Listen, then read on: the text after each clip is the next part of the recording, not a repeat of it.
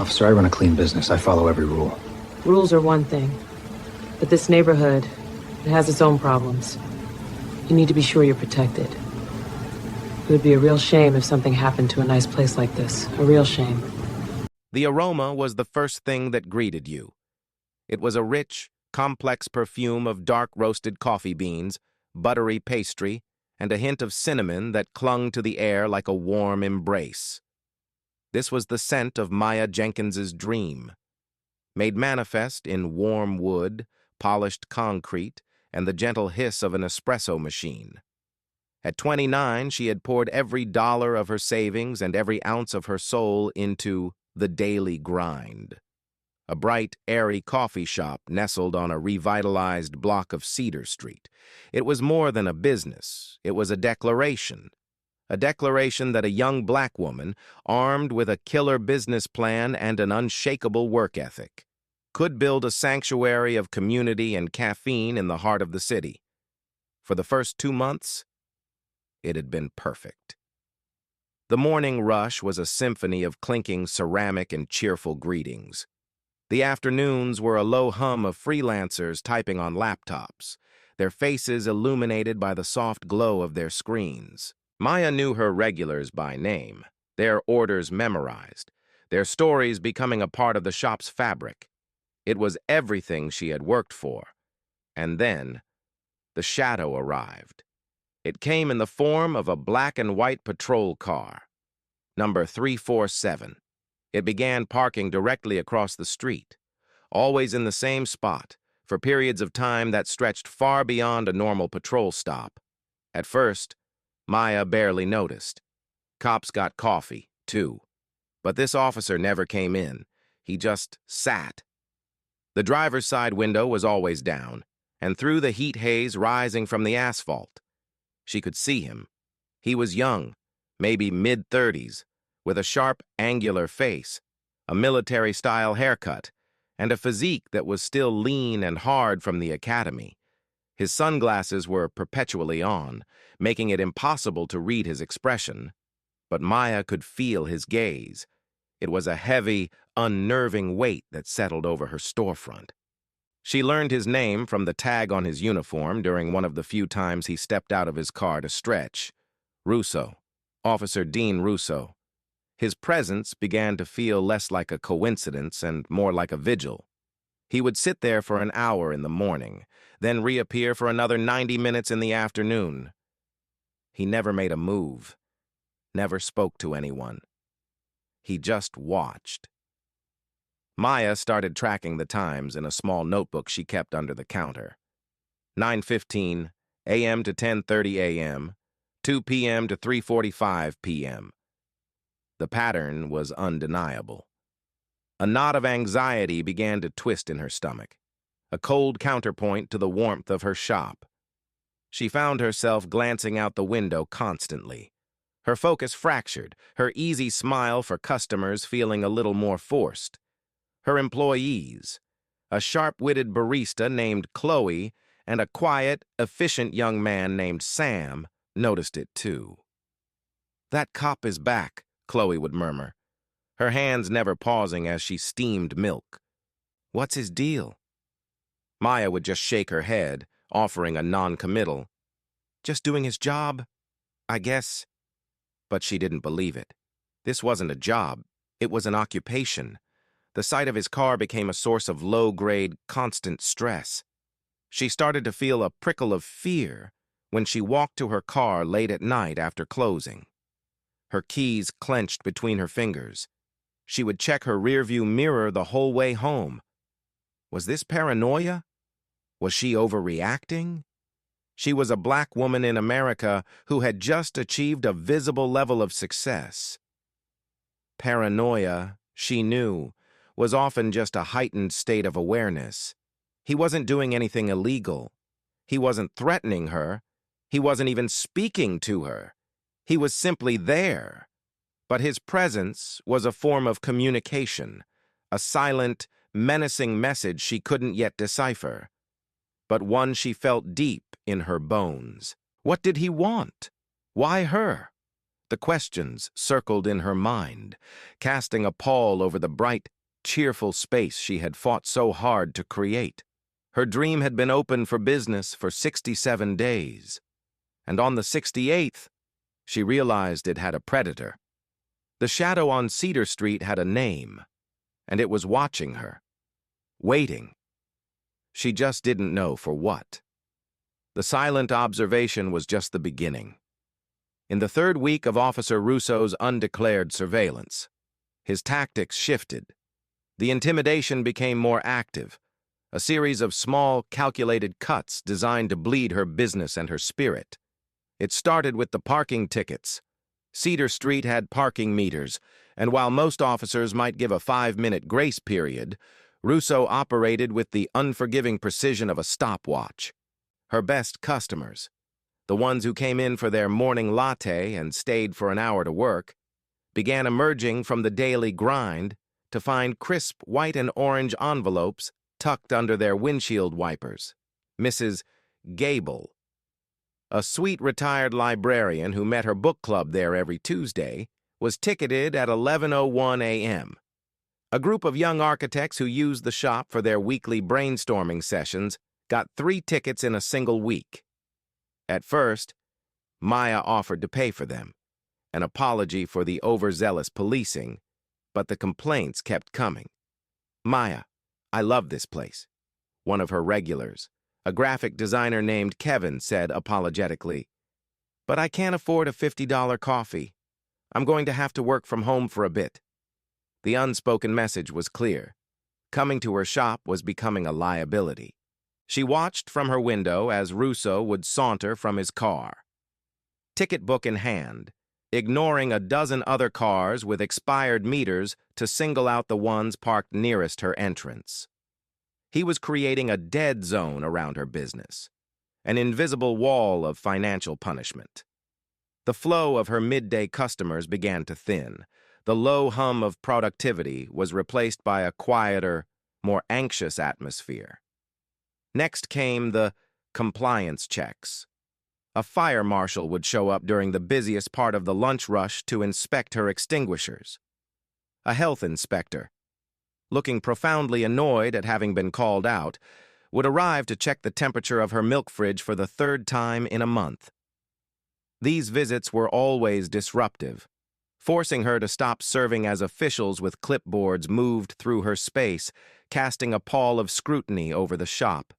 Each time, Maya passed with flying colors.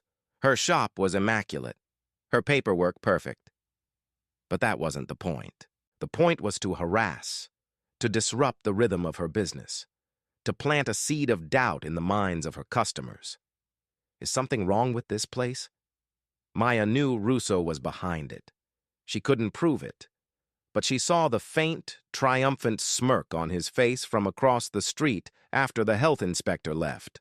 He was flexing his power, showing her how easily he could pull the levers of bureaucracy to make her life difficult.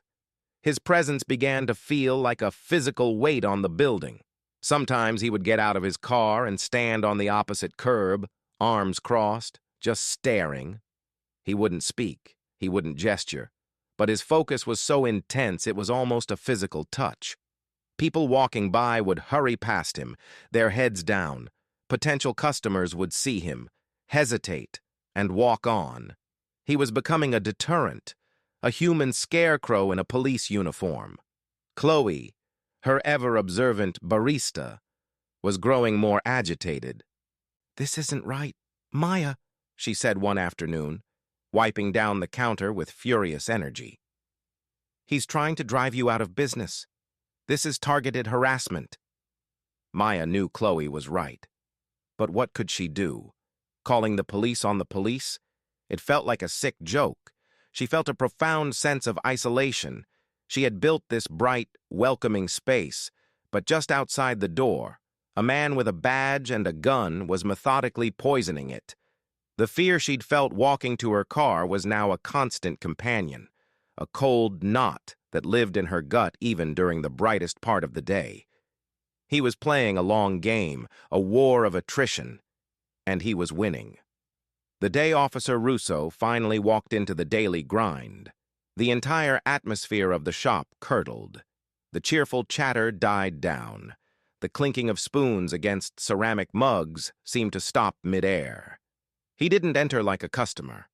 He moved with a predatory stillness, his eyes scanning the room not for a menu, but for her. He wore the same mirrored sunglasses, even indoors, reflecting the warm lighting of the shop in two cold, convex discs. He walked directly to the counter, ignoring Chloe, who had stiffened behind the register.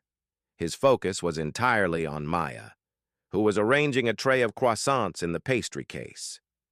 She straightened up slowly, her heart hammering against her ribs, but she kept her expression neutral. This was a moment she had been dreading and rehearsing in her mind for weeks. "Can I help you, officer?" she asked, her voice impressively steady. He let the question hang in the air, a small power play. He took a slow look around the shop, his gaze lingering on the custom artwork, the expensive espresso machine, the full tables. It was the look of an appraiser or a wolf sizing up its prey. "Nice place you got here," he said finally, his voice a low, gravelly baritone.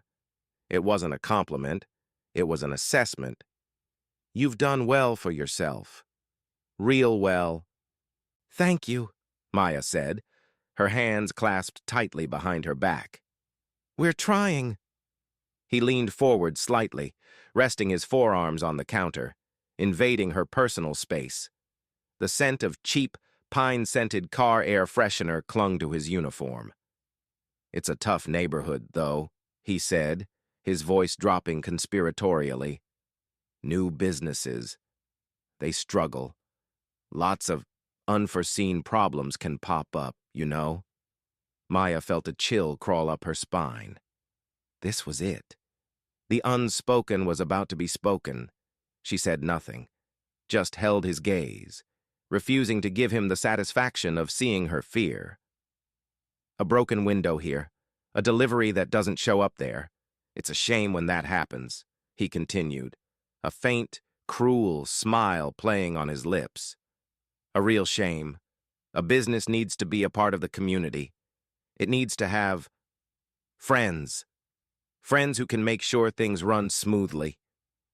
The threat was no longer veiled. It was laid bare on the polished oak counter between them. He was the problem, and he was offering to be the solution. He was the disease, selling a cure. The word protection hung in the air, thick and poisonous. He was talking about extortion, a shakedown, straight out of a mob movie. But this wasn't a gangster in a pinstripe suit. This was a man who wore a badge, who had sworn an oath to protect and serve. He was using the authority the city had given him as a weapon to line his own pockets. "I believe in being a good neighbor," Maya said carefully, choosing her words as if walking through a minefield. "I pay my taxes. I follow the law." Russo's smile widened, but it didn't reach his eyes. "Taxes and laws are one thing," he said, pushing himself off the counter. "Community support, that's another. You think about it." He tapped the counter twice with his index finger, a gesture of finality. Then he turned and walked out, the little bell over the door jingling mockingly behind him. The moment the door closed, Maya let out a breath she didn't realize she'd been holding. Chloe rushed to her side. "Oh my God, Maya! Did he just... Is he..." She couldn't even finish the sentence. Maya nodded, a single sharp movement. Her mind was racing. He hadn't explicitly asked for money. He was too smart for that. He had kept it vague, deniable. It was her word against a decorated police officer's. But the message had been delivered with perfect, chilling clarity.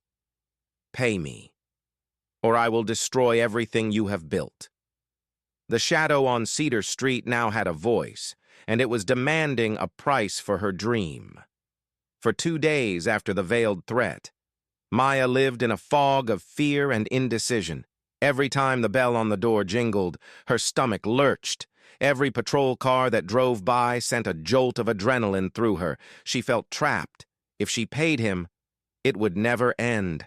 The demands would grow, and she would become a prisoner in her own life, funding the very corruption that was strangling her, if she refused. He would make good on his promise. He would escalate his campaign of harassment until her business withered and died. Going to the police felt like a dead end. Who would she report him to? His colleagues? His friends?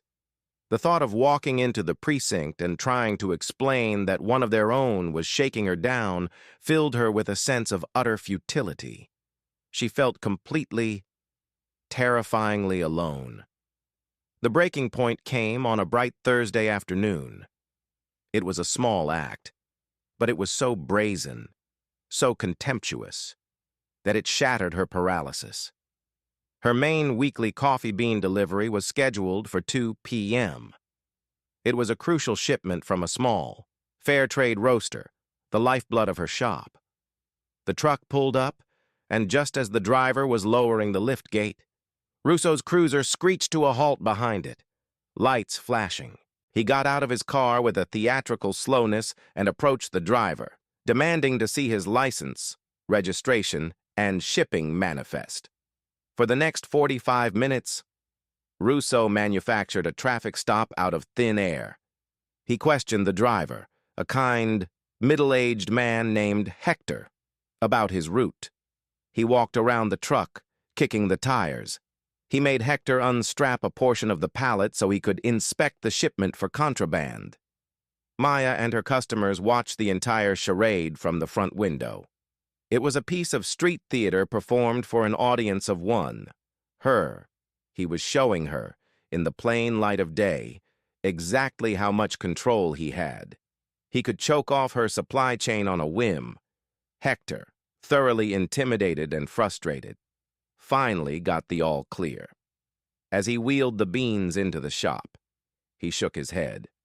"I'm sorry, Maya," he said. "My boss is going to hear about this. We can't have our routes delayed like this. They might have to switch you to a later delivery schedule." That was it. The casual cruelty of it, the way he'd used his power to humiliate a good man just to send her a message. Something inside Maya snapped. The fear didn't vanish, but it was suddenly eclipsed by a white-hot, clarifying anger. He thought she was weak. He thought he could bully her into submission, that she would quietly pay his toll. He had underestimated her. She had not clawed her way through business school, fought for loans, and worked 18-hour days to build her dream just to have it extorted by a petty tyrant in a uniform. She would not be a victim. As she watched Russo's cruiser pull away, a cold, hard resolve settled over her. He wanted a war, he would get one. But she would not fight it on his terms. She would fight it on hers. With logic, with patience, and with proof. That evening, after closing the shop, she didn't go home. She drove to a 24-hour electronics store. She walked the aisles with a grim purpose. Her shopping cart a nascent arsenal. She bought 2 high-fidelity audio recorders, small enough to fit in her pocket. She bought a tiny spy pen with a built-in camera. She bought a small button camera that could be sewn into her apron. She spent over $1,000, creating her own evidence-gathering kit. Driving home. The fear was still there, a cold passenger in the seat beside her. But for the first time in weeks, it was joined by something else, the thrill of the hunt. He was the predator, but he was about to become the prey. The game was no longer his to control. Maya Jenkins was done being afraid. She was going to burn his whole corrupt world to the ground. And she was going to build the funeral pyre one piece of evidence at a time. Maya knew that to catch a predator, you had to understand his habits. For 3 days, she meticulously logged Russo's schedule, cross-referencing it with her own notes. He was a creature of routine. His long, intimidating stops were always during the day, in full public view. His power came from being seen. She decided her first move had to be outside that comfort zone. She needed to create a situation where he felt he had complete control, where he thought there were no witnesses. The opportunity came on a Tuesday night. Chloe had left at 9 p.m., and Maya was alone, cashing out the register and prepping for the morning. It was a quiet, rainy night, the streetlights casting long, shimmering reflections on the wet pavement of Cedar Street. As she expected, at 10:15 p.m., his cruiser rolled slowly down the deserted street. He didn't stop across the road this time. He pulled directly into the spot in front of her shop, the headlights cutting through the rain-streaked glass of her front window, bathing the interior in a sudden, harsh glare. Her heart leaped into her throat, but she was ready, tucked into the pocket of her jeans. A tiny digital audio recorder was already on, its small red light a secret beacon in the dark. She took a deep breath, steadied her hands, and continued counting the cash, pretending she hadn't noticed him. He got out of the car, the slam of his door echoing on the empty street. A moment later, a sharp rap on the glass door made her jump. He stood there, a dark silhouette against the streetlights, his uniform slick with rain. She unlocked the door and opened it just a crack. "We're closed, officer," she said, her voice a little too high. "I can see that," he said, pushing the door open and stepping inside, bringing the damp, cold night air in with him. He was a looming presence in the small, warm shop. "Just wanted to make sure everything was secure. It's a dangerous world out there for a woman all alone at night." The feigned concern in his voice was sickening. "I appreciate that, but I have a security system and I was just about to set it," she said, trying to edge him back toward the door. He ignored her, his eyes roaming the empty shop. "You know, I was thinking about our conversation the other day," he said, his voice dropping. "About community support?" He took a step closer. The recorder in her pocket was capturing every word, every shift in his tone. "I get the feeling you didn't really understand what I was trying to tell you." "I think I did," she said, her voice barely a whisper. "Good," he said. He was standing so close now she could smell the coffee on his breath. "Because a smart business owner, one who wants to stay in business, knows you gotta pay to play. You gotta take care of the people who take care of you. A little something to make sure the fire extinguishers stay up to code, the deliveries keep arriving on time, a little insurance." He was still being careful with his words, but the threat was crystal clear. It was a direct link between his harassment and his demand. This was it. This was the gold. "And what would that insurance cost?" she asked. Playing her part, the voice of a woman cornered and afraid, he chuckled, a low, ugly sound. "Let's just say a contribution of $500 a month would show me you're serious about being a good neighbor. Cash. No record. Just a friendly understanding between the two of us. $500. The number was both arbitrary and devastating. It was pure, greedy extortion. I don't have that kind of money right now," she stammered, the lie tasting like ash in her mouth. His friendly demeanor vanished instantly. The coldness that radiated from him was palpable. "You better find it," he snarled, his voice a low hiss. "Find it by the end of the week, or you're going to find out just how many unforeseen problems a business can have. Your choice." He held her gaze for a terrifying second. His eyes, now visible without the sunglasses, were flat and merciless. Then he turned and left as abruptly as he had arrived. The door clicked shut behind him, leaving Maya alone in the sudden, ringing silence. Her legs felt weak, and she leaned against the counter for support, her whole body trembling. But it wasn't just from fear.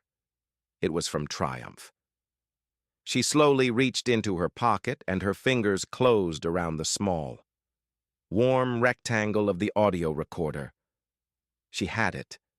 His voice, his threat, his demand. It was no longer her word against his. It was his own words. A poisoned dart he had just shot into the heart of his own career. She had the first brick. Now, she just had to build the case.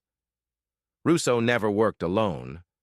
Maya had noticed his partner, a younger officer who always seemed to be in Russo's shadow. He was taller than Russo, with a boyish face that hadn't yet hardened into the cynical mask of a veteran cop. He rarely got out of the car during Russo's long vigils, and when he did, he looked uncomfortable, his eyes constantly scanning the surroundings as if looking for an escape. Maya had learned his name from a brief news clip about a local charity event. Gable. Officer Gable. He was the weak link. Maya felt it. He was the person in the car who heard the radio calls Russo was making, who saw the tickets being written, who was a silent witness to the entire campaign of intimidation. His silence was complicity. But Maya sensed it was a reluctant complicity. Her chance to test that theory came a week after she'd recorded Russo's late-night threat. It was a beautiful, sunny morning, and the shop was bustling. Russo's cruiser was parked in its usual spot, a silent specter across the street. Around 10 a.m., a minor fender bender happened at the intersection just past her shop. It was nothing serious, but it was enough to draw the attention of the two officers.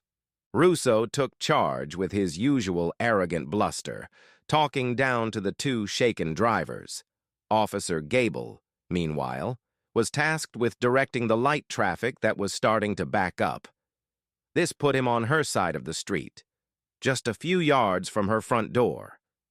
It was a risk, but it was one she had to take. Grabbing 2 cups of iced coffee, she walked out of the shop. The noise and the heat of the street hit her. She approached Gable cautiously. He was sweating in his dark uniform, looking flustered as he waved cars through. "Officer," she said, holding out one of the cups. "You look like you could use this." Gable looked up, startled. His first instinct was to refuse, his eyes flicking nervously across the street toward Russo. He saw the name of her shop on the cup and a flicker of something.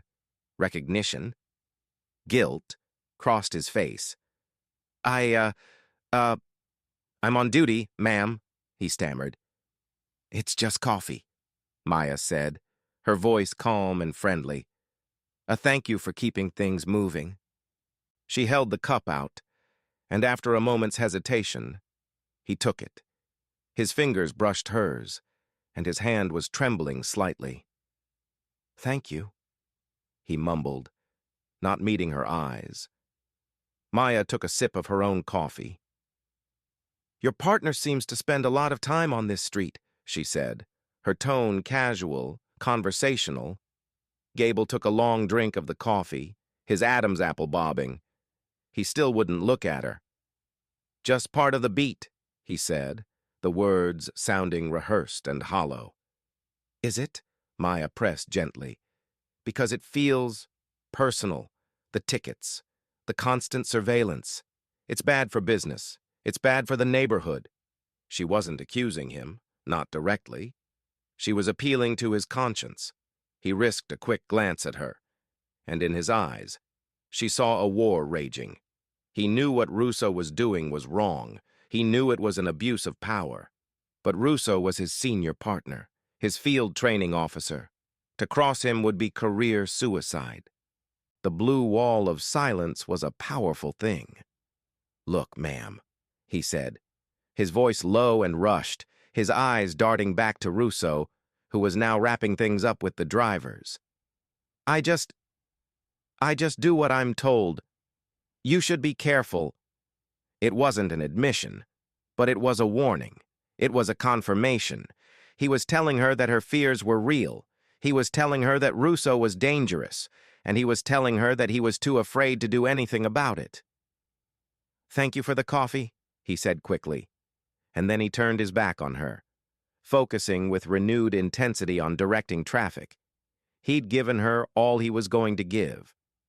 Maya walked back to her shop, her mind buzzing. Gable wasn't an ally. Not yet. But he was a crack in the wall. He was a man with a conscience, buried under layers of fear and protocol. She knew that if the time came, if he were put under oath and forced to choose between the truth and protecting a corrupt partner, he might just choose the truth. The brief, tense exchange on the sun-drenched street had given her a new target. She didn't just have to prove what Russo did.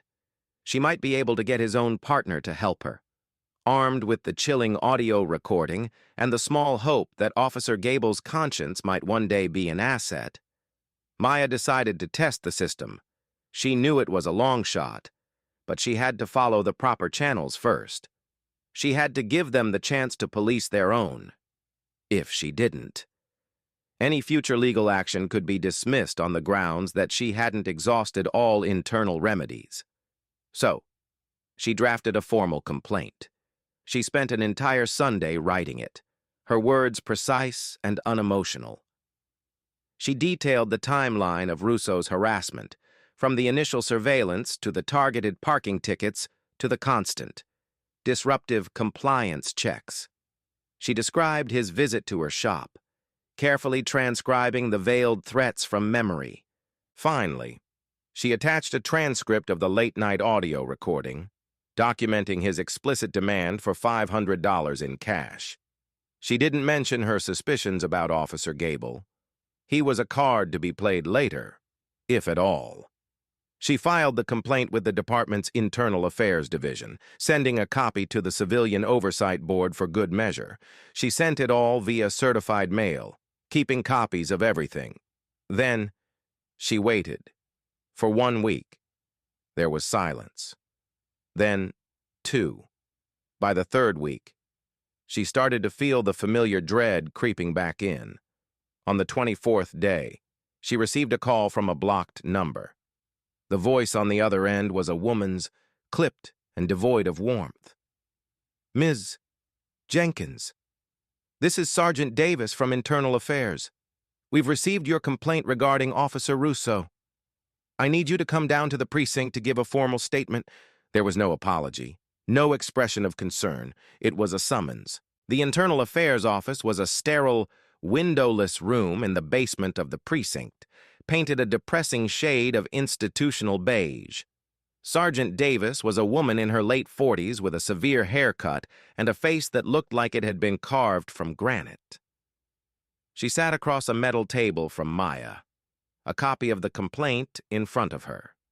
For the next hour, she interrogated Maya, not with the gentle probing of someone seeking truth, but with the sharp, skeptical questioning of a defense attorney. "Are you sure you didn't misinterpret Officer Russo's words?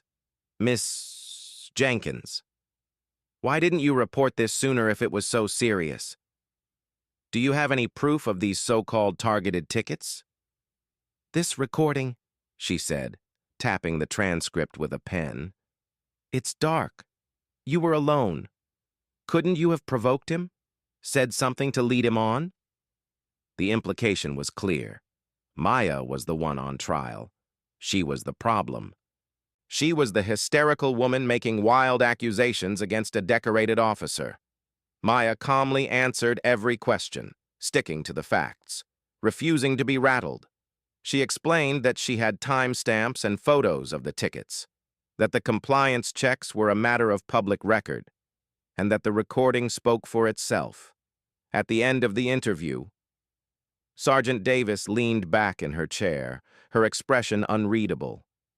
"Thank you for your time, Ms. Jenkins. We will conduct a full and thorough investigation." The words were a hollow platitude, and they both knew it. A week later, a thin, standard-sized envelope arrived in the mail. It was a single page, a form letter. It stated that after a comprehensive review of the incident, which included an interview with Officer Russo, they had concluded that his actions were within the bounds of standard patrol procedure. The late-night visit was logged as a routine security check on a local business. The recording, the letter stated, was inconclusive and appeared to be a misunderstanding of the officer's intent. The letter ended with the iciest sentence of all. "We consider this matter closed." Maya read the letter 3 times. It was a complete and utter whitewash. They had circled the wagons. They had investigated themselves and found themselves innocent. The system wasn't just broken. It was a fortress, designed specifically to repel attacks like hers. The cold fury she had felt that day in her shop returned with a vengeance. They thought this letter would be the end of it. They thought she would quietly accept their verdict and fade away. They still had no idea who they were dealing with. This letter wasn't a defeat. It was the best piece of evidence she had yet. It was proof of a cover-up. It was proof of a conspiracy of silence, and it was the final justification she needed to stop playing by their rules and start fighting back with her own. The form letter from Internal Affairs was a declaration of war. It told Maya everything she needed to know about the institution she was up against. They wouldn't help her. They would protect Russo at all costs. She was on her own. But being on her own didn't mean being alone. It meant she had to hire her own army. The first soldier she recruited was a man named Marcus Thorne. He wasn't a lawyer. Not yet. He was a private investigator, a former detective who had left the force in disgust after seeing one too many cases like hers buried by the brass. His office was on the 3rd floor of a dusty, nondescript building downtown, a world away from the bright optimism of her coffee shop. Marcus was a large, imposing man in his 50s, with kind eyes and a handshake that could crush walnuts. He listened to Maya's story without interruption, his gaze fixed on her face, absorbing every detail. She played him the audio recording. She showed him the dismissive letter from Sergeant Davis. When she was finished, he let out a long, slow whistle. "Well, kid," he said, his voice a low rumble, "you've run headfirst into the blue wall, and let me tell you, it's thick." "Can you help me?" Maya asked, her voice tight with a mixture of desperation and hope. Marcus leaned back in his creaky office chair, steepling his fingers. "This Russo, he's not a rookie. The way you describe him, this shakedown is too smooth, too confident. This isn't the first time he's done this. I'd bet my license on it." That was the thought that had been haunting Maya. She couldn't be the only one. A predator like Russo doesn't just hunt once. "I want you to find the others," Maya said, her voice firm. "I want you to dig into his life, his finances, his record, everything. I want to know every dirty secret he has." Marcus nodded slowly, a grim smile touching his lips. "That I can do, but it's not going to be cheap, and it might get ugly." "You sure you want to kick this hornet's nest?" "I've already been stung, Mr. Thorne," Maya replied. "Now, I want to burn the nest down." She wrote him a check for a retainer that made her stomach clench, but it felt like the most important investment she'd ever made. For the next few weeks, Marcus became a ghost, a shadow moving through the city's underbelly. He started with Russo's finances, on a cop's salary. Russo was living awfully well. He drove a new model pickup truck, fully loaded. He had a base boat that he kept at a marina an hour outside the city. He'd paid for both in cash. It was more than suspicious. It was damning. Then Marcus started looking at Russo's patrol history, focusing on his interactions with new businesses, specifically those owned by minorities. Over the past 5 years, he pulled public records, business licenses, and property deeds. He cross-referenced them with incident reports and patrol logs he got from a trusted source still on the inside. A dark and disturbing pattern began to emerge. A small Jamaican restaurant that had closed down abruptly after a series of health code violations. a Latino-owned auto body shop that had been plagued by accidental damage to customers' cars in their parking lot, a Vietnamese tailor shop that had suddenly shuttered its doors, the owner moving out of state without a word. In each case, Russo had been the primary officer on the beat. In each case, the businesses had been thriving before they were hit with a string of inexplicable bad luck. Marcus started making quiet visits. He tracked down the former owner of the Jamaican restaurant, now working as a line cook in a hotel kitchen. He found the auto body mechanic, who was struggling with debt and depression. At first, they were terrified to speak. The fear of Russo was a palpable thing, a ghost that still haunted their lives. But Marcus was patient, and he was persuasive. He told them about a young woman who owned a coffee shop, a woman who was fighting back, a woman who had a recording.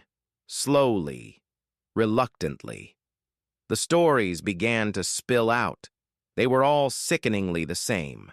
The surveillance, the petty harassment, and then the quiet, menacing demand for community support. They had all been victims of Officer Dean Russo. Maya wasn't alone. She was part of a silent, terrified fraternity, and Marcus Thorne had just found the membership list. The file Marcus Thorne delivered to Maya a month later was thick, heavy, and radiated a cold, grim energy. It was a detailed chronicle of Dean Russo's predatory career. Sitting in her small office above the shop after closing time, Maya read through it, a sickening knot tightening in her stomach with every page she turned. The stories were echoes of her own, each one a variation on the same theme of greed and abuse of power. The first full testimony Marcus had secured was from a man named David Chen, the former owner of a small, high-end tailor shop. Mr. Chen recounted how, after his grand opening, Officer Russo began a campaign of terror. Russo would park his cruiser outside for hours, intimidating his wealthy clientele. He would run the license plates of every car that parked in front of the shop. Then came the demand, veiled in the same language of protection and community support. Mr. Chen, a quiet and proud man, had refused. The retaliation was swift and brutal. His shop was broken into twice in 1 month. The police reports filed by Russo himself were cursory and useless. His suppliers started having their trucks stopped and delayed, just like Maya's. After 6 months of bleeding money and living in constant fear, Mr. Chen had been forced to sell his business at a massive loss and move his family to another state. He told me this was his city. Mr. Chen had told Marcus, his voice trembling on the recording. He said I was a guest, and I had forgotten my manners. The next story was from Maria Flores, a single mother who had poured her life savings into a vibrant, successful food truck, specializing in authentic Mexican cuisine. Russo had targeted her, first with a blitz of citations for obscure city ordinances, then with the inevitable shakedown. She had paid him for over a year. She had slipped him $600 in cash on the first of every month, hating herself for it, but terrified of losing the business that fed her 2 children. The payments only stopped when she couldn't afford a sudden demand for more and had to sell her truck, telling her family the business had simply failed. I felt so ashamed, she confessed to Marcus, like I had let him break me. I still have nightmares about seeing his car. There were others. A young black couple who had tried to open a bookstore, a Middle Eastern family with a small grocery. The pattern was undeniable. Russo targeted new entrepreneurs, people of color, people he assumed were vulnerable, without deep roots or political connections. He saw their dreams not as something to be protected, but as crops to be harvested. He was a parasite with a badge, feeding on the ambition and hard work of the very community he was sworn to serve. The file contained more than just stories. Marcus had included financial records, timelines, and photographs. He had a picture of Russo's gleaming, top-of-the-line bass boat, a $20,000 toy bought with the money he'd extorted from people like Maria Flores. He had property records showing Russo had put a significant down payment on a new condo, all in cash. The evidence was overwhelming. This wasn't just a case of one officer harassing one business owner. This was a criminal enterprise, a long-term pattern of racketeering and extortion conducted under the color of law. Maya felt a profound, sorrowful rage. These people had lost everything: their businesses, their savings, their sense of safety. Their dreams had been turned to ash by one man's greed. Her own fear felt small in comparison to the devastation Russo had left in his wake. This was no longer just about her. It couldn't be. She had a responsibility to these people, the ones who had been silenced, the ones who had been broken. She had the resources and the resolve they had lost. She closed the file, her hands steady. Marcus had given her the ammunition. Now she had to gather the soldiers. Maya knew that a single voice crying in the wilderness was easy to ignore. The department had already proven that. But a chorus of voices singing the same terrible song? That was much harder to dismiss. Her next step was to transform the names in Marcus's file from victims on a page into a unified front. It was the most difficult thing she had ever had to do. Marcus had provided contact information, but reaching out felt like reopening a deep wound. Her first call was to Maria Flores. She found a quiet moment during a lull in the afternoon rush and dialed the number, her heart pounding. When Maria answered, her voice was cautious. Maya introduced herself, explaining that she was the owner of the Daily Grind and that she believed they had a problem in common. There was a long silence on the other end of the line. "I don't know what you're talking about," Maria said finally, her voice tight with fear. "Please," Maya said, her own voice dropping. "I know what he did to you. He's doing it to me, too. But I have proof. I have a recording of him demanding money." There was a sharp intake of breath on the other end. "I'm not going to let him get away with it, but I can't do it alone. Your story matters. It proves this isn't the first time. It proves he is a predator." Maya spoke for 10 minutes, not pressuring, but sharing her own story, her own fear, her own anger. She told Maria about the letter from Internal Affairs, about how the system had failed her. Slowly, she felt the wall of fear on the other end of the line begin to crumble. "I have 2 sons," Maria whispered, her voice thick with emotion. I can't put them at risk." "He is the risk," Maya countered gently. "Letting him stay on the street, letting him do this to someone else. That's the risk. We have a chance to stop him. For good." They talked for almost an hour.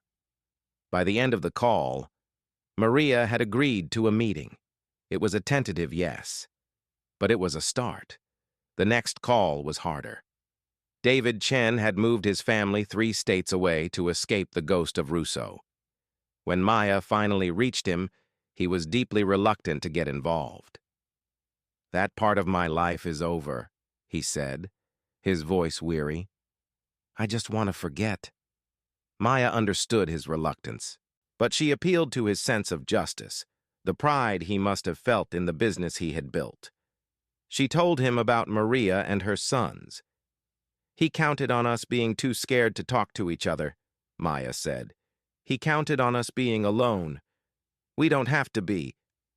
2 days later, the 3 of them met in the back room of a small, neutral law office that Marcus had arranged. The air was thick with tension and shared trauma. Maria was a small, fierce woman with eyes that held a deep sadness. David was quiet and dignified, but the anger simmered just beneath his calm exterior. Maya laid everything out on the table: Marcus's file, the financial records, the transcript of her recording. She played them the audio. As Russo's voice filled the small room, demanding his insurance. Maria began to cry silently, and a muscle jumped in David's jaw. They were no longer strangers. They were survivors. In that small, sterile conference room, an alliance was forged.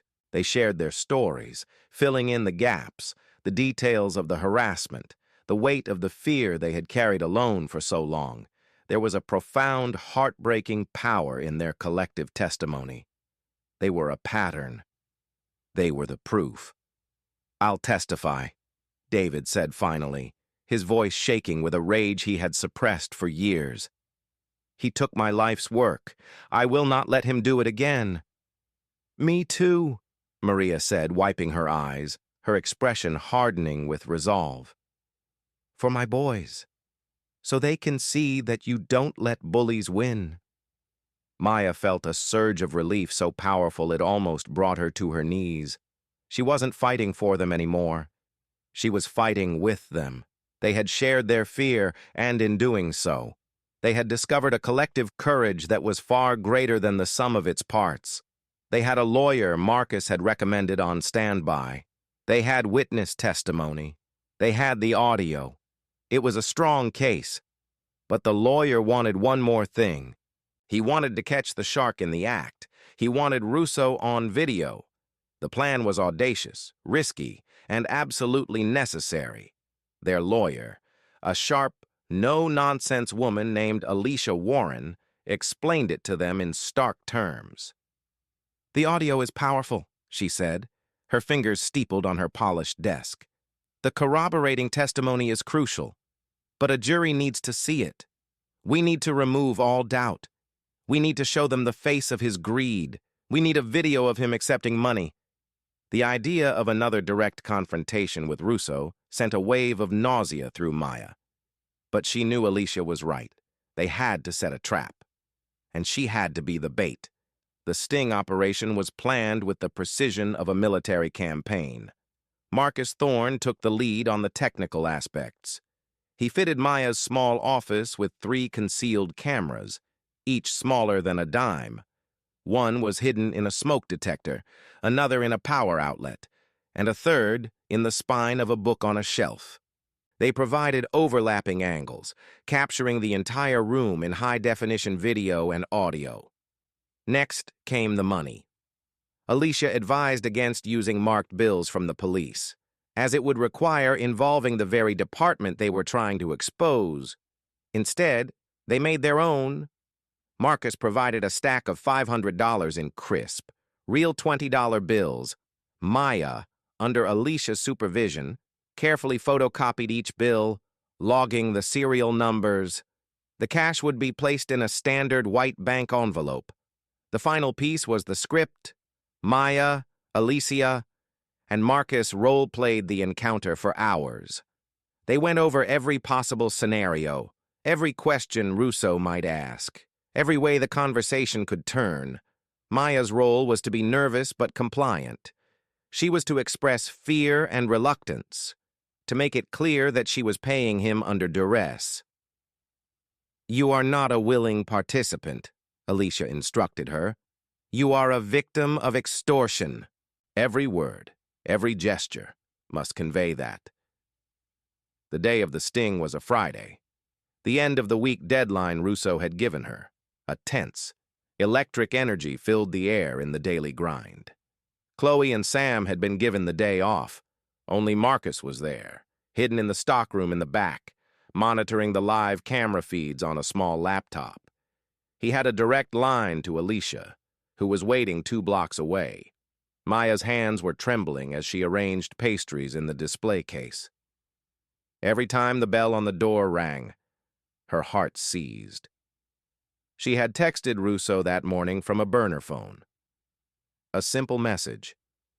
"I have what you asked for. Come to the shop at 3 p.m. Come to the back office." She chose 3 p.m.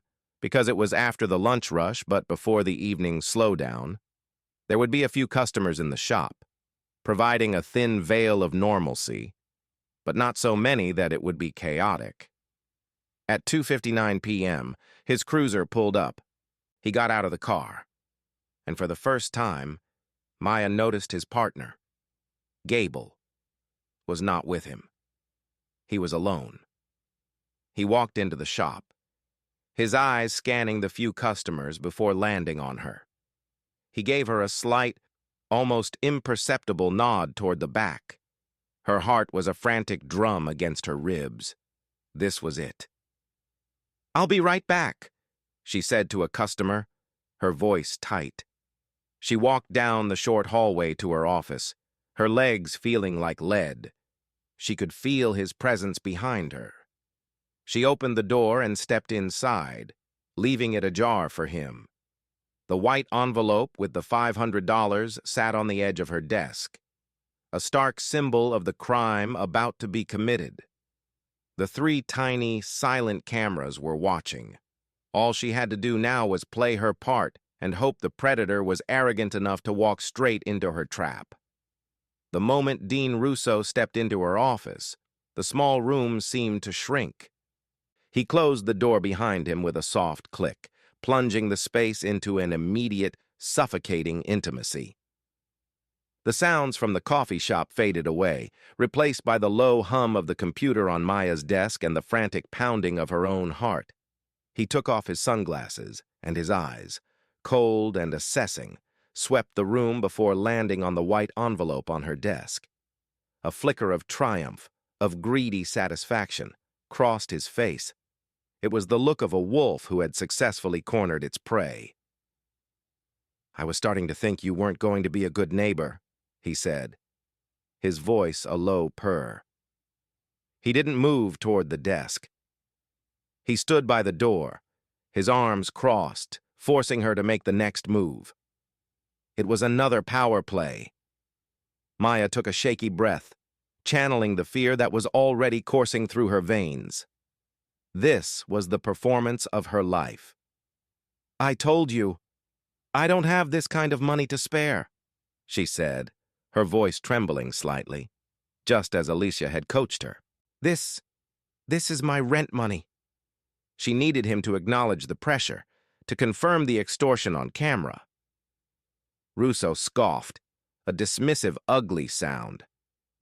"Don't be dramatic. Think of it as a business expense, the cost of running a smooth operation." He took a step forward, his gaze fixed on the envelope. "Is it all there?" "It's $500, she said, her voice barely a whisper. "Good girl," he said, the condescension dripping from his words. "Now you're learning. See how easy this is? We have an understanding. You and me, I look out for you, and you show your appreciation. Everybody's happy." He was now standing directly in front of her desk, perfectly framed by the camera in the smoke detector. He still hadn't touched the money. His arrogance was making him cautious, but also talkative. He was incriminating himself with every word. "So this is a monthly thing?" Maya asked, feigning a desperate need for clarity. "This insurance?" "Let's just see how things go," he said with a smirk. "Let's see how appreciative you are. Maybe your business gets better. Maybe my needs get bigger. It's a relationship. It evolves." It was more than they could have hoped for. He was admitting to a plan for future extortion. He was laying out the entire criminal conspiracy. Finally, his greed overcame his caution. He reached out and picked up the envelope. He didn't open it immediately. He held it, weighed it in his hand, a tangible trophy of his power.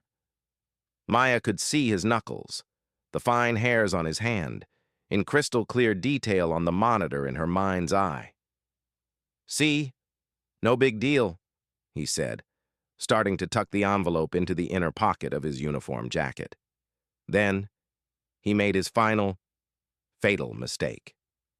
He looked directly at her, a cruel, triumphant smile spreading across his face. "Pleasure doing business with you, Maya," he said. He had used her first name. He had smiled. He had looked right into the hidden lens, the star of his own downfall. The moment the envelope disappeared into his jacket, Marcus's voice came through a tiny, hidden earpiece Maya was wearing. "We got it. It's done. Russo turned to leave. As his hand touched the doorknob, Maya said one last thing, her voice suddenly clear and steady, all tremble gone. "Officer Russo?" He turned back, a flicker of annoyance in his eyes. "What?" She looked at him, not with fear, but with a cold, absolute certainty. "You are going to regret this for the rest of your life." A look of confusion crossed his face, but he just shook his head, opened the door, and walked out. He was still smiling, arrogant and untouchable in his own mind. He had no idea that he had just walked out of her office and straight into a federal prison cell. The trap had closed, and the footage was perfect. The moment Russo left the shop, the adrenaline that had sustained Maya crashed, leaving her weak and trembling. Marcus emerged from the stockroom, his face grim but satisfied. "He never saw it coming," he said, already working to retrieve the footage from the hidden cameras. "The arrogance on that guy, it's a sickness." An hour later, Maya, Marcus, and Alicia Warren were gathered in Alicia's conference room, watching the footage on a large monitor. The video was brutally clear. The audio was perfect. It was undeniable, irrefutable proof of a felony. Russo's words, his smirk. The moment he took the envelope, it was a prosecutor's dream. Alicia watched the entire video without a word, her expression intense. When it ended, she simply nodded. This is it. Her next move was a masterstroke of legal strategy. She knew that taking this evidence to Russo's precinct, to internal affairs, would be a fatal mistake. It would give them a chance to bury it, to lose the file, to claim the video was doctored. Sergeant Davis had already shown her hand. The local department was compromised. So, Alicia bypassed them entirely. She called the public corruption unit at the district attorney's office. Because Russo's actions, extorting a business engaged in interstate commerce by buying coffee beans from out-of-state roasters, had federal implications. She also made a call to the FBI. She sent a secure digital copy of the video, along with a summary of the case, including Marcus's entire file on the other victims, to both agencies. The response was instantaneous and explosive. The bureaucratic inertia that had stonewalled Maya for months vanished. The system, when properly motivated, could move with terrifying speed. Within 24 hours, the case was taken over by the DA's office and the FBI.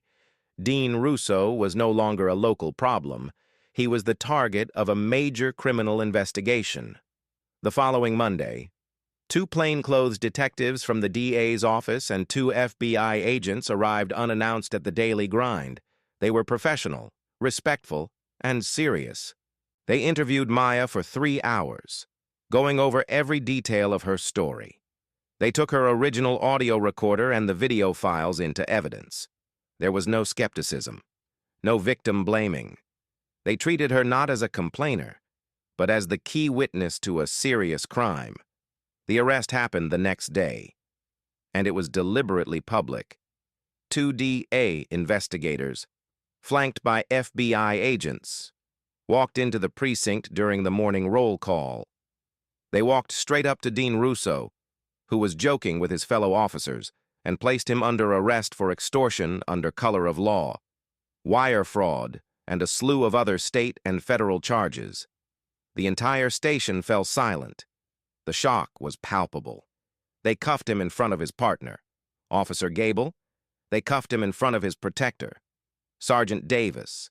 The blue wall, for a moment, seemed to crumble into dust. The news broke that afternoon. It was the lead story on every local station. Decorated officer arrested in extortion scheme. They showed a picture of Russo's smug, confident face next to a picture of Maya's bright, welcoming coffee shop. The narrative was clear. A corrupt cop had targeted a young entrepreneur, and she had fought back. The DA held a press conference. He spoke of the courage of the victim and vowed to root out corruption wherever it was found. He announced that a special task force was being set up to investigate other potential victims and to review the practices of the entire precinct. Suddenly, Maya wasn't alone anymore. The full weight of the justice system was now on her side. She watched the press conference on her phone, a quiet vindication washing over her. It was far from over. There would be a trial, depositions, a grueling legal battle, but the tide had turned. The reckoning had begun. Dean Russo, who had been the source of her terror for months, was now sitting in a cell, stripped of his badge and his power, facing a future he had built for himself, one victim at a time. The trial began 6 months later. It was a media sensation. The courtroom packed every day with reporters, legal observers, and concerned citizens. Dean Russo sat at the defense table, a shadow of his former self. He had lost weight. His face was pale, and the arrogant swagger was gone, replaced by a sullen, simmering anger. His defense was predictable. The money was a loan, a misunderstanding. Maya, they argued, was a vindictive business owner who was angry about a few legitimate parking tickets. They were trying to paint her as the aggressor, the liar. It was a narrative that crumbled to dust the moment Maya Jenkins took the stand. She walked to the witness box with a quiet, unshakable composure. She was dressed professionally in a simple, dark blue dress. She looked not like a victim, but like the CEO she was, a woman in complete control of her facts. The prosecutor, a sharp and methodical assistant district attorney named Ben Carter, began his direct examination. For 3 hours, he guided her through the story, from the first day she saw Russo's cruiser to the moment he took the envelope in her office. Maya's testimony was a masterclass in credibility. Her voice never wavered. She spoke in clear, concise sentences, presenting the facts without embellishment or hysteria. She recounted the escalating harassment, the fear she felt, the chilling words Russo had spoken to her in the dark, empty shop. "He told me I had to pay to play," she said, looking directly at the jury. "He told me it was the cost of running a smooth operation. It wasn't a loan. It was a threat." When Carter asked her about the final sting operation, she explained her motives with powerful clarity. "The system I was supposed to trust had failed me," she said. "Internal Affairs dismissed my complaint. I knew that the only way to get justice was to provide proof that they could not ignore or excuse. I was afraid, but I was more afraid of what would happen if I did nothing." The defense attorney, a slick, aggressive lawyer paid for by the police union, came at her hard on cross-examination. His strategy was to provoke her, to make her seem angry and unstable, to chip away at her composure. "Miss Jenkins, you run a business, correct? You're a sharp negotiator?" "I'm a business owner, yes." "And you're telling this jury that you were so terrified of this officer, yet you had the presence of mind to set up a multi-camera sting operation? It sounds more like entrapment than fear, doesn't it?" Maya met his gaze without flinching. "It is possible to be afraid and to be brave at the same time, counselor," she replied calmly. "My fear is what motivated me to act. I was afraid for my business, for my safety, and for the next person he would have targeted if I had stayed silent." The lawyer tried to twist her words, to pick apart her timeline, but she was unflappable. Her story was a fortress, built on a foundation of meticulous notes and undeniable evidence. His final line of questioning was his biggest mistake. "So, a decorated police officer, a man who puts his life on the line every day, is the villain, and you, a woman angry about some parking tickets, are the hero? Is that what you want the jury to believe?" Maya paused for a moment, letting the ridiculousness of the question hang in the air. She turned her gaze from the lawyer to the 12 men and women in the jury box. "I'm not a hero," she said, her voice filled with a quiet power. I'm a citizen who was targeted by a corrupt public official. I did what any citizen should be able to do. I reported a crime. When the system failed to act, I gathered the evidence to make it impossible for them to look away. Officer Russo may have worn a uniform, but his actions were not those of a hero. They were the actions of a criminal. The courtroom was silent. The defense attorney, seeing he had lost not just the point but the entire room, muttered, "No further questions." As Maya stepped down from the stand, she felt a sense of release. She had told her truth. She had faced her tormentor and spoken, clearly and without fear. The foundation was laid. Now, it was time for the other voices to build upon it. With Maya's unshakable testimony as the cornerstone, the prosecution began to build its case, brick by damning brick. The second day belonged to the video. On a large screen set up for the jury, a DA Carter played the footage from the sting. The jury watched in rapt silence as Dean Russo walked into Maya's office. They heard his condescending, threatening words. They saw the greedy smirk on his face as he talked about his needs getting bigger. And they saw him, in perfect, high-definition clarity, take the white envelope and slip it into his jacket. Several jurors scribbled furious notes. One, a woman in the front row, simply shook her head in disgust. The video was a silent, brutal confession. It obliterated the defense's narrative of a loan. No one loans money with that kind of menace. Next came the chorus of past victims. The prosecution called Maria Flores and David Chen to the stand.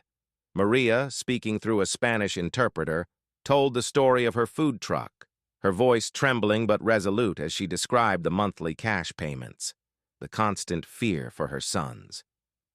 "I paid him because I had no choice," she said, tears welling in her eyes. "He had all the power. He could have shut me down in a day." David Chen then took the stand. He spoke with a quiet, dignified anger, recounting the destruction of his tailor shop, the dream he had brought to a new country. "In America, I was told the police protect you," he said, his voice heavy. "But this man, he was not police. He was a thief with a badge." Their stories were devastating. They painted a clear and undeniable picture of a predator who had honed his craft over years, preying on the vulnerable and using his authority as a weapon. The most dramatic moment of the trial, however, came with the prosecution's third witness, Officer Gable. Russo's former partner walked to the stand looking pale and profoundly uncomfortable. He avoided looking at Russo, his eyes fixed on the floor. After being granted immunity from prosecution, he answered Carter's questions in a low monotone. He confirmed that Russo's surveillance of Maya's shop was constant and obsessive. He confirmed that the parking tickets were targeted. He admitted that he had heard Russo bragging about squeezing new business owners on the beat. "Why didn't you report him?" Carter asked, his voice gentle. Gable finally looked up, his eyes meeting the jury's. "I was scared," he said, his voice cracking. "I was a rookie. He was my training officer. If you report a guy like that, your career is over. Or worse, everyone just looks the other way." It was a stunning admission of the blue wall of silence, a confession of the corrupt culture that had allowed a man like Russo to flourish. The defense's cross-examination of Gable was a disaster. They tried to paint him as a disgruntled liar trying to save his own skin. But he stuck to his story, his guilt and shame palpable to everyone in the room. The final witness was the lead FBI agent who presented the financial evidence Marcus Thorne had first uncovered. He walked the jury through Russo's cash purchases, the truck, the boat, the condo down payment. He laid out bank records that showed a man living far beyond the means of a police officer's salary. The numbers didn't lie. They were the profits of his long-running criminal enterprise. When the prosecution rested its case, the air in the courtroom had changed. It was no longer a question of if Russo was guilty, but of how long he would spend in prison. The defense put up a weak fight, but it was useless. They had been buried under a mountain of evidence: the video, the victims, the partner, the money. It was a symphony of guilt, and Maya's brave voice had been the first. Clear note: the jury was out for less than 2 hours. When they filed back into the jury box, their faces were grim and resolute. Dean Russo was ordered to rise. He stood on shaky legs, his knuckles white as he gripped the edge of the defense table. The jury foreman, a no-nonsense grandmother who had watched the proceedings with an eagle eye, handed the verdict to the court clerk. The clerk's voice rang out in the silent courtroom. On the charge of extortion under color of law, we, the jury, find the defendant guilty. A collective exhale swept through the gallery. On the charge of wire fraud, we find the defendant guilty. On all remaining counts, we find the defendant guilty. Russo collapsed into his chair as if his strings had been cut. His face was a mask of disbelief and despair. The swaggering predator from Cedar Street was gone, replaced by a convicted felon. Maya, sitting in the front row between Alicia and Marcus, closed her eyes for a moment. It was over. Justice had been done. The sentencing was 2 weeks later. The judge, a stern woman with a reputation for being tough on police corruption, looked down at Russo with unconcealed contempt. "Mr. Russo, you were given a sacred trust," she said, her voice like ice. "You were given a badge and a gun and the authority to enforce the law, and you used that trust, that authority, to terrorize and exploit the very people you swore an oath to protect. You were not a police officer. You were a predator hiding in plain sight. Your actions have cast a stain on every honorable officer who does their job with integrity." She sentenced him to 10 years in federal prison, with no possibility of parole. A gasp went through the courtroom. It was a stiff sentence, a clear message. As the bailiffs moved in to lead a now weeping Dean Russo away in handcuffs, Maya felt not triumph, but a profound and weary sense of relief. But there was one last piece of business. Maya had also filed a civil lawsuit against the city for negligent supervision, which had been settled out of court for a significant, undisclosed sum. As the courtroom began to clear, Alicia Warren addressed the judge and the remaining press. "Your Honor, my client, Miss Jenkins, would like to make a statement regarding the civil settlement." Maya stood, her voice clear and strong. "What happened to me, to Mr. Chen, to Miss Flores, should never have happened, but it did, because the system that was supposed to protect us protected the man who was hurting us. That has to change." She announced that the entirety of her settlement, after legal fees, would be used to create a new nonprofit foundation. "The Cedar Street Initiative," she declared, "will provide free legal resources and private investigators for small business owners who are the victims of police misconduct and corruption. It will give a voice to those who are too afraid to speak, and the tools to fight back for those who feel powerless." It was a stunning final act. She wasn't just walking away with a victory. She was building a legacy of change, forging a weapon for the next person to face a predator like Dean Russo. One has to wonder what twisted a man like Dean Russo into a predator. Was it a single moment, or was it a slow curdling of the soul? Perhaps it was a deep-seated insecurity, a resentment for the success of others that he felt he could never achieve himself. Seeing Maya, a young, successful, and confident black woman, build her dream from the ground up may have felt like a personal affront to his own stagnating life and fragile ego. His badge was the only real power he had, and using it to intimidate and extort was the only way he could feel significant. the only way he could take what he believed the world owed him. His aggression was not about the law. It was about a desperate, pathetic need to feel superior. Could things have been different? What if Officer Gable had found the courage to report his partner after the very first incident? If he had put his duty to the public above his fear of reprisal, this tragedy could have been stopped before it began. His silence, born of a corrupt and intimidating system, watered the seeds of Russo's criminality. And what if Maya hadn't had the financial resources to hire a private investigator, to take time away from her business, to fight this battle? The sad truth is, she might have become another silent statistic, another business shuttered, another dream extinguished by a bully with a badge. It was her resilience, her refusal to be broken, that transformed this from a personal nightmare into a public reckoning. The ultimate message here is not about vengeance, but about accountability. It reminds us that corruption often thrives not in the shadows, but in the bright light of day, carried out by individuals who believe their uniform makes them invincible. It shows us that the system is only as strong as the integrity of the people within it, and that silence in the face of injustice is a form of consent. Maya Jenkins didn't just win a lawsuit, she exposed a sickness and used her victory not to enrich herself, but to build an immune system for the community she loved, ensuring that the next entrepreneur on Cedar Street could build their dream without having to live in fear. What part of Maya's story resonated with you the most? Have you ever witnessed an abuse of power, big or small, and felt powerless to do anything about it? Share your thoughts in the comments below. Your stories and your support help us shine a light in the darkest of places.